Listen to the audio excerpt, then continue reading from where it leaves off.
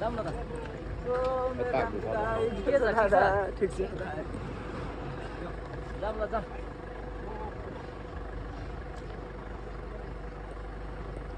खाना पनि खाइयो अनि त्यस पछाडि गाडी पनि बनाइयो जाने र भयो जाउँ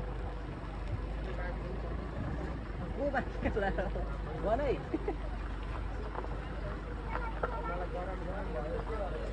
अहिले त मलाई नि गर्मी गर्मी भयो यार नभए त ठिकै भइरहेको थियो हजुर